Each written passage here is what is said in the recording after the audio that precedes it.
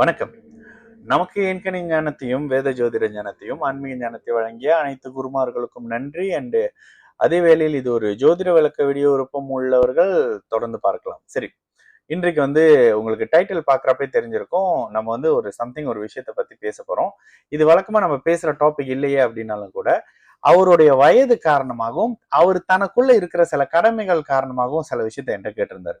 இல்ல தம்பி, இந்த மாதிரியான சில கடமைகள்லாம் செட்டில் பண்ண வேண்டியிருக்கு. எப்படி பண்ணலாம், எப்படி பண்ணலாம், என்ன மாதிரியான அமைப்புகள்லாம் எப்போ ஆயுள் முடியும் பளிச்சுன்னு சொல்லிருங்க அப்படின்னு சொல்லி கேட்டாரு. அப்போ ஜாதகம், இதுதான் ஜாதகம் பார்த்துங்க. அவர் பிறந்த டிசம்பர் 26, 1962 6/14 மலேசியால பிறந்திருக்காரு. காலையில மலேசியால எங்கன்றத குறிப்பிட வேணாம். இதுதான் அவருடைய ஜாதகம். தனுசு லக்னமாகி லக்னத்தில் சூரியன் புதன், ரெண்டில் கேதுவும் சனியும், 3இல் குரு, 8ல் ராகு, 9இல் செவ்வாய். ஸோ இந்த அமைப்புகள்ல 11ல் சுக்கிரன் அண்ட் 12ல் சந்திரன். இப்ப நடக்கிற திசை பார்த்தீங்கன்னா ராகு திசை. இந்த இடத்துல அடிக்கடி நாம சொல்லக்கூடிய ஒரு விஷயம் என்ன அப்படின்னு பாத்தீங்கன்னா, சனி செவ்வாயுடைய தொடர்புல வரக்கூடிய ராகு சரியான பலன்களை செய்ய மாட்டாரு அப்படின்னு அடிக்கடி நம்ம பேசுவோம்ல. இந்த அமைப்புகள்ல பாத்தீங்கன்னா ராகு தான் ஒரு மாதிரியான மேம்பாட்டு அமைப்புகளை கொடுத்திருக்காரு. ஒரு மாதிரியான சம்பாதிக்கக்கூடிய தன்மை அப்படின்ற மாதிரியான சில விஷயத்தெல்லாம் கொடுத்தாரு. இது ஏன்னா 2ஆம் அதிபதியின் பார்வையை பெற்ற ராகு அப்படின்றதுனால. நாம இப்ப சமீபத்துல சில இடங்கள்ல சொல்ற பாருங்க, ராகு கேதுக்கள் தன்னுடைய வீட்டின் எதிர் வீட்டு பலனை செய்யறாங்க அப்படின்றது என்னோட ஒரு சின்ன ஒரு ரிசர்ச்ல கண்டுபிடிச்சிருக்கேன்.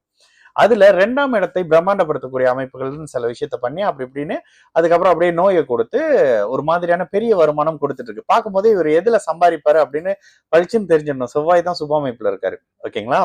அப்ப அந்த அமைப்புகள்ல அப்படின்னு சொல்லிட்டு அவர் நேரடியா, ஐயா நான் நேரடியா சொல்லிடுறேன், இந்த மாதிரி அது 11ஆம் இடம் வலுத்திருக்கிறதுல உங்களுக்கு தெரிஞ்சிருக்கணும் இன்னொரு ஒரு விஷயம் அப்படின்னு. அப்ப இந்த மாதிரி எனக்கு 2 குடும்பம் இருக்குது, அதுக்கு சில செட்டில்மெண்ட் எல்லாம் பண்ணணும். எப்போ நான் இந்த மாதிரியான விஷயங்கள் பண்ணலாம், என்னோட ஆயுள் எங்க முடியும்.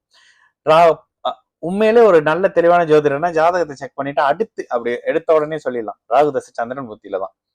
ஏன்னா சனி பார்த்த ராகு இந்த இடத்துல ராகு கெடுதலாக அமைப்பையும் ஆயுள் விரயம்ன்ற மாதிரியான அமைப்பும் அது லக்னத்துக்கு விரயம் அப்படின்றதையும் ஈஸியா கண்டுபிடிச்சிடலாம். ஓகே, இதை பார்த்துட்டாருங்க.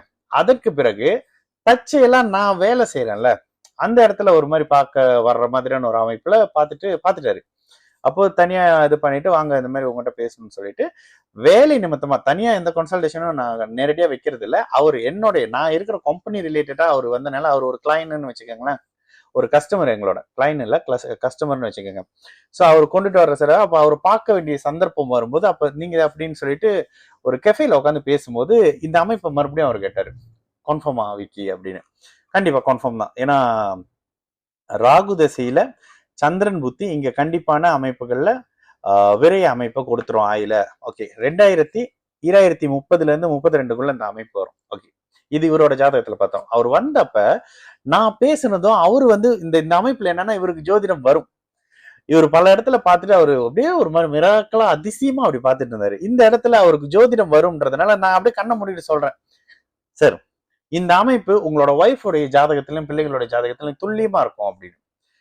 அப்போ அவர் அந்த 2 ஜாதகமும் பிரிண்ட் பண்ணி எடுத்து வந்திருந்தாரு. அந்த பிரிண்ட் பண்ணி வச்சு செக் பண்ணி பார்த்ததுல அவ்வளவு துல்லியமா இருக்குங்க. இந்த இடத்துல இந்த மனைவிக்கு கணவனால 7ஆம் பாவகம் பாதிக்கப்பட்டு அதனால அவங்க டிஸ்டர்ப் ஆகுறாங்க, ஜென்ம சனி. இன்னொருத்தவங்களுக்கு அஷ்டம சனி. ஓகேங்களா? விருச்சிக ராசின்னு வருது. விருச்சிக ராசிக்கு அஷ்டம சனி வர்ற அந்த காலகட்டத்துல இவங்க உங்களை அமைப்புகள்ல சில மாதிரியான டிஸ்டர்ப் ஆவாங்க. துல்லியமா இருக்கேன்னு சொல்லிட்டு நான் சில விளக்கங்களை சொன்னேன். இந்த பாவகம் இந்த இது அப்படின்னு சொல்லிட்டு அவர் பேசி முடிக்கும் போது அவர் அப்படியே அதிர்ச்சியா ஷாக்கா பார்த்துட்டு, எப்படி விக்கி அப்படின்னு கேட்டாரு. தெரியல சார், வருது சார் அப்படின்னு சொன்னேன். இது சம்திங் வேற மாதிரி இருக்குல்ல அப்படின்னு சொன்னாரு. சோ அந்த மாதிரி இதுல எதுக்காக எடுத்தோம்னா ஆயுள் எப்பொழுது விரயமாகும் ஒருத்தருக்கு. இதை பேசலாமான்னா பேசலாம். அவரு சொல்றாரு I am ready to go அப்படின்னு சொல்லிட்டு ரொம்ப சிம்பிளா சொல்லிட்டாரு. சோ அந்த அமைப்புகள்ல ராகு ஆல்ரெடி சனி பார்த்தனால இந்த இடத்துல ஒரு மாதிரியான வருமானத்தை கொடுத்துறாரு, ஆனா ஆயுளை குறைக்கிறார். இந்த ஜாதகத்துக்கு லக்னத்துல புதன் இல்லைன்னா இன்னும் ஒரு டல் அப்படின்னு வந்திருக்கும். இந்த இடத்துல ஆயுளை குறைக்கிறார். ஆயுளை குறைத்து எங்க இந்த ஜாதகர் விரயமாகிறார், எங்க ஆயுள் இழக்கப்படுது. ராகு தசை சந்திரன் புத்தி, சந்திரன் ஆயுள் காரகன் 12ல விரயமா இருக்காரு. இதுவே இவருக்கு 10 வயசா இருந்தா அம்மா அப்படின்ற மாதிரியான அமைப்பு வந்துடும், காரக விரயம் வந்திருக்கும். இந்த இடத்துல ஆதிபத்திய விரயம். ஆதிபத்திய விரயம் எது? காரக விரயம் எது அப்படின்றது அது தனியா அப்படி பிரிச்சு பார்க்க தெரிஞ்சிச்சுன்னா நீங்க தாங்க பெஸ்ட் ஜோசியர். அடிச்சுட்டு போட்டு போயிட்டே இருக்கலாம், அந்த மாதிரி இருக்கும் அது. ஆனா இப்ப இது கூட எனக்கு எப்படி வருதுன்னா, நிறைய ஜாதகங்கள் பாக்குறேன், நிறைய பேரோட பேசுறேன், சில அனுபவங்கள் இருக்கு, சில பேர் இறந்து போறாங்க.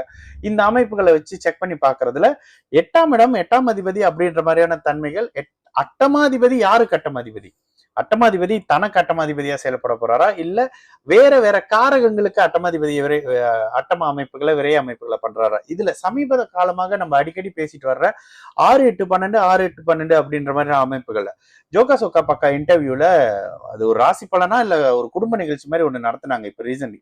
அது எப்போ ரிலீஸ் பண்ண போறாங்கன்னு தெரியல. அதுல இந்த அமைப்புகளை நான் எக்ஸ்பிளைன் பண்ணி பேசியிருந்தேன். எந்த கிரகம் எந்த மாதிரியான அமைப்புகள்ல இருக்கும், 6-8-12 6-8-12ன்னு சொல்லிட்டு அந்த அமைப்புகள்ல. ஏன்னா அடுத்த வருஷத்துல சில ராசிகளுக்கு 6-8-12 பலவீனமாக ஆகுது, ஒரு பலமாக ஆகுது. விருச்சிகத்துக்குலாம் 6-8 ஒரு மாதிரி இருக்கு, ஓகேங்களா? ஸோ இந்த அமைப்புகள்ல சில அமைப்பை எக்ஸ்பிளைன் பண்ணியிருந்தேன். இந்த தன்மை எல்லாம் நெகட்டிவ கொடுக்கும். இந்த மாதிரியான சில அமைப்புகள் இருக்கும். இது உங்களுடைய பிறந்த ஜாதகத்தின் அடிப்படையில். சரி, அது நம்ம வேற இடத்துல பார்க்கலாம். ஸோ இந்த அமைப்புகள்ல இவருக்கு இந்த அமைப்புல ஆயுள் போகும். அது அவருடைய மனைவிகளுடைய ஜாதகத்துல அப்படியே இருந்தது. அது அப்படியே எனக்கும் ரொம்ப ஆச்சரியம் இல்லை, பட் ஒரு பியாண்ட் சயின்ஸா சில விஷயம் பாக்குறப்ப நமக்கு அதிர்ச்சியாக இருக்கும்ல, அந்த அதிர்ச்சி மாதிரியான சில அமைப்புகளை பார்த்தேன். சரிங்களா? வேற ஒரு நல்ல வீடியோல மறுபடியும் சந்திக்கலாம். எனக்கே தெரியுது மிக மிக மிக குறைவா வீடியோ போடுறேன் யூடியூப்லன்னு. இதுக்கப்புறம் அதை கொஞ்சம் அதிகப்படுத்திக்கிறேன், கொஞ்சம் வேலை பழுன்ற காரணம் நினைச்சீங்களா. வேற வீடியோல சந்திக்கலாம். நல்லது நடக்கும். எல்லோரும் நல்லா இருப்போம். வணக்கம்.